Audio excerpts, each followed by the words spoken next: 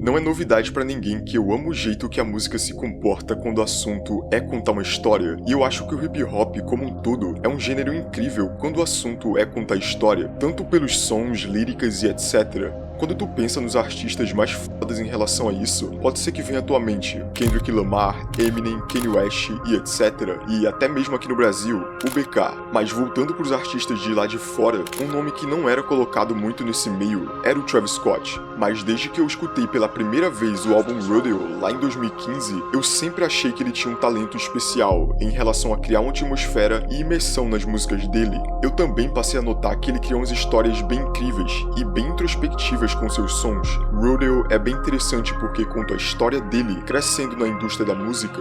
O álbum que vem logo em seguida é Birds in the Trap, que, sendo sincero, não agradou tanto a fanbase assim, justamente por toda a expectativa que tava. É de se entender, Rodeo é sem dúvida um clássico da música moderna, que inclusive eu já fiz um vídeo sobre, se tu quiser ver. Mas o fato é, Birds in the Trap não é necessariamente um álbum ruim, tem várias músicas boas nele, só que na visão do público geral, e inclusive na minha, é só um álbum meio genérico, sem ter nenhuma história por trás, e isso me fez sentir um receio do Travis virar só um artista de trap padrão, que faz música visando unicamente ser tocada em playlists aleatórias, um receio de nunca mais ouvir ele contando uma história pra gente, em formato de música. E ainda bem que tudo isso que eu pensei não aconteceu. Tudo isso mudou quando ele lançou o Astroworld. Alguns vão dizer que esse é o melhor álbum dele, porque em vez de contar a história pra gente de uma maneira bem direta, Travis meio que guia quem tá escutando o álbum numa experiência pelo som. Mas antes de falar especificamente sobre o álbum, eu acho importante a gente visualizar onde o Travis estava em relação à sua carreira. Ele estava sendo a atração principal do Lollapalooza na noite que o álbum foi dropado. Ele estava trabalhando com um dos maiores artistas da atualidade. Ele também estava no relacionamento com a Kylie Jenner. Eles não estavam casados, mas namorando. Eles também já tinham uma filha juntos. Meu ponto aqui é, Travis Scott estava nos pontos mais extremos da vida dele, onde ele estava recebendo mais atenção do que ele recebeu na vida toda e vivendo um lifestyle quase que surreal.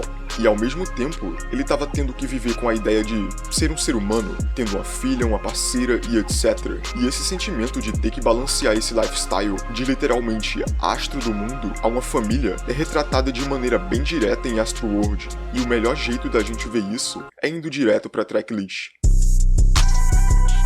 Nas primeiras vezes escutando Astroworld, eu logo percebi que ele meio que funciona em sessões, como o próprio Igor do Tyler the Creator, mas em Astroworld é notável que as primeiras 3 músicas são incrivelmente vibrantes, cheias de energia, barulhentas, basicamente tudo que tu já espera do Travis Scott. A gente tem Stargazing, Carousel e Sicko Mode nessa primeira sessão do álbum.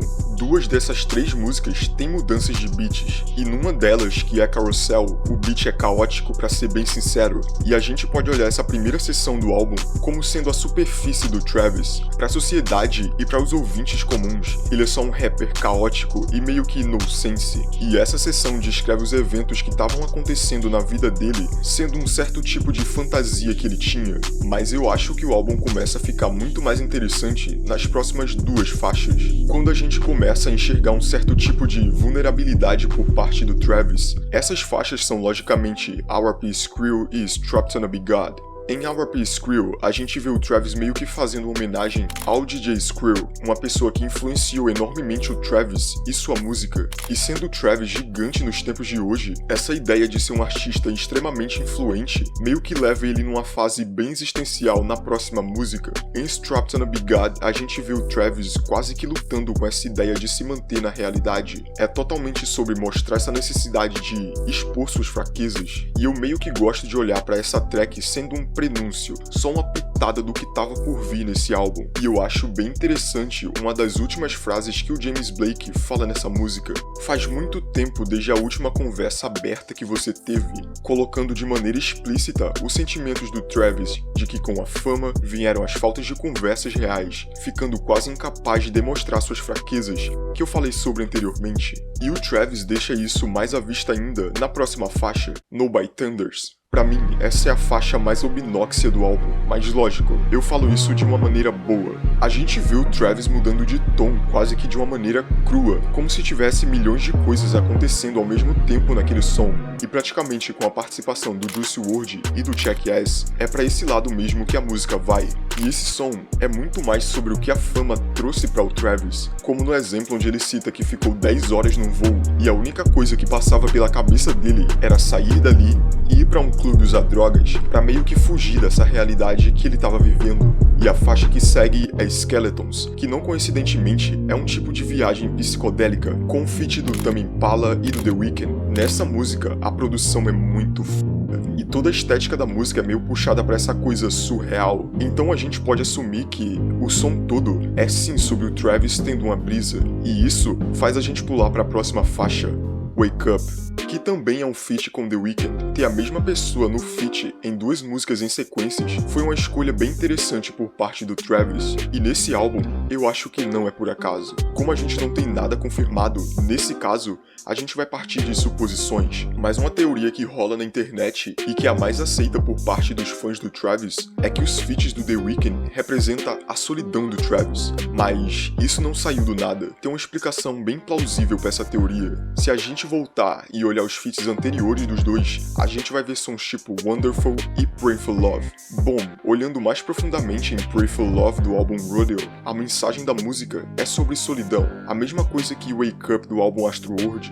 Enquanto em Skeletons, a voz da solidão fica meio que em parte da música, em Wake Up ela parece isolada, muito mais como uma protagonista da música, sabe? Mas agora resumindo o que essa teoria diz, se a gente assumir que The Weeknd representa a solidão, e essa solidão tá falando coisas como você decide se eu vivo ou morro, é quase como se ele estivesse decaindo em comparação às músicas anteriores. Mas no fim, o que essa teoria assume é que, em vez de ficar olhando para a superfície da música e ver a música somente como se fosse sobre um romance qualquer, a música é na verdade sobre drogas. A gente vê os sentimentos de desespero e medo sobre a dependência dessas drogas e álcool na própria música. É como se Travis estivesse cantando sobre entrar em outra viagem, e não por coincidência, depois disso, a gente tem 3 das faixas mais irracionais, robóticas e bizarras do álbum. E é claro que eu tô falando de 5% Tint, NC-17 e Astro Thunder.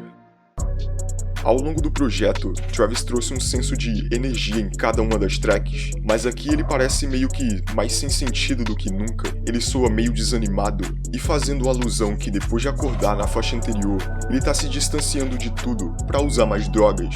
E o que difere essas músicas das outras músicas que falam sobre drogas no trap são os tópicos que cada uma delas impõe. 5% Tint fala sobre paranoias, NC-17 fala sobre desejos sexuais, num nível bem extremo, e em Astro Thunder, Travis Scott pela primeira vez nessa trilogia confronta diretamente ele mesmo e percebe que ele tá se distanciando cada vez mais da realidade. Em Astro Thunder, Travis Scott não somente reflete sobre os efeitos que isso tá tendo na vida dele, mas também qual deveria ser essa, entre aspas, vida certa que ele deveria estar seguindo. E depois dos baixos de 5% Tint e dos altos de NC-17, Travis Scott se encontra ali, bem no meio, tendo a autoconsciência de que ele tá perdido. E Yosemite vem logo em seguida, e essa música é muito mais como a representação do Travis voltando pra casa. A produção é, como eu posso dizer, reconfortante? Eu sei que tu já escutou e entende o que eu tô falando. A faixa é muito sobre o Travis estar se encontrando e de fato ter mais contato com sua persona verdadeira, que é algo crucial para as abordagens surrealistas que as próximas tracks vão ter. E isso é meio que o começo do que eu vou chamar aqui de seção 3 do álbum. A gente tá agora numa parte da música que a energia tá voltando e a tensão tá aumentando com essas duas faixas, Can't Say e Who That. As letras aqui podem até parecer que não estão falando mais nada e só estão voltando a falar sobre drogas, mas a gente tem que prestar atenção aqui muito mais na produção e colocar as letras em segundo plano. É muito mais um sentimento de poder e energia e de controle em relação a ele mesmo, o que difere muito das músicas que abordavam o mesmo tema anteriormente. Em Can't Say, Travis se torna muito mais opaco na música. Ele se torna quase parte dos instrumentos, misturando muito os seus vocais com o instrumental, muito mais do que ele já é acostumado a fazer. A gente vai pra Who What e ele está muito mais alerta, sabe? Ele tá tomando o controle de tudo e não necessariamente se escondendo atrás do beat, como ele fazia na música anterior. Essas duas músicas constroem o que eu acredito ser o clímax do álbum, Butterfly Effect. Esse foi o single que foi dropado meses antes do álbum. Butterfly Effect, ou efeito borboleta, é um conceito de que pequenas ações podem levar a efeitos enormes. Explicando de uma maneira bem simplista aqui, é a teoria do caos, de que o bater das asas de uma borboleta pode acarretar em um furacão do outro lado do mundo. E essa ideia no álbum se encaixa na vida dele. É sobre o Travis estar virando um super astro, e que pequenos detalhes que ele fazia ainda quando estava planejando tudo isso, como não olhar o celular e não ligar para as críticas que caíam em cima dele até 2015, bom, foi isso que fez ele chegar onde ele tá hoje. Essa música também tem muito teor das coisas que tu tem que fazer para manter esse status, sobre o que o Travis teve que deixar de ir atrás para ir atrás da fama, e como isso afeta a cabeça de um ser humano. Essa parte que eu falei é muito retratada no documentário dele na Netflix, então eu aconselho que vocês vão lá ver. E daqui, a gente vai pra Houston Fornication, que pra mim é a faixa mais underrated do projeto. Logo de cara, na primeira linha, a gente tem a frase I might need some ventilation, ou eu talvez precise de alguma ventilação. No sentido da frase aqui, a tradução pra gente seria meio que precisar de ar mesmo, no sentido de Travis estar se sentindo sufocado com novamente tudo que tá acontecendo ao redor dele, isso ainda sobre fama. A música continua com o Travis fazendo alusões a não se sentir seguro nem na sua própria casa, mas incrivelmente a música vai mudando o teor do assunto, e o Travis vai mudando seu comportamento. Ele fala que a vida tá fácil demais pra ele, que ele tá mais do que pronto pra cuidar da sua filha. Ele fala até do seu encontro com Bill Clinton, que é um ex-presidente dos Estados Unidos. E o que eu tô tentando dizer com isso? A música virou, o Travis Scott virou literalmente outra pessoa nela. A gente vê um Travis Scott direto, confiante, algo que a gente viu no começo e agora mais pro fim voltou a aparecer. Ele tá mostrando aqui que ele sabe que ele é foda, ele sabe quem ele é enquanto pessoa, e esse sentimento de autoconhecimento é bem difícil de se achar na indústria da música, principalmente nos dias de hoje. E o álbum termina com a música Coffee Bean, que é indiscutivelmente a música mais diferente do álbum todo. Travis Scott aqui está entrando em um estado de conforto, e isso tudo tem a ver com o fato de que agora ele é pai. Como ele já tinha mencionado em outras músicas do álbum, ele estava sendo visto como um deus pela maioria das pessoas, mas ele tá mais do que nunca tendo que aprender a ser o mais humano possível. Astroworld no fim é sobre uma pessoa que tá perdida enquanto indivíduo, devido a todas as consequências de que se tem quando se é famoso. É a história de alguém que tá tentando descobrir o que é realmente importante na vida, depois de se atingir o que a maioria das pessoas acham que é o pico do sucesso. E eu acho que no fim, ele encontrou essa resposta. Astroworld pode não ser o melhor álbum do Travis Scott, mas eu sinceramente continuo achando ele incrível. Tu não acha álbuns assim todo dia, um álbum que é divertido de se ouvir, mas ao mesmo tempo é muito complexo. É o jeito que ele se coloca na música, a produção e como ele conta a história. São essas coisas que pra mim fazem o Travis Scott um dos melhores artistas vivos. Bom, meu nome é Vitruviano e esse é mais um vídeo do meu canal. Seu like e sua inscrição me ajuda muito. E comenta alguma coisa pra, por favor, ajudar no algoritmo. Bom, e tá vendo esse link que tá aí fixado nos comentários? É da música que vai aparecer daqui a pouco no final do vídeo. Se tu puder ir lá e dar uma força pro cara e comentar que veio por mim, bom, tu vai estar ajudando muito ele como artista novo, mas também vai estar me ajudando a manter o canal e a fazer mais vídeos. Bom, é isso. Muito obrigado por me ouvir até aqui. E até a próxima.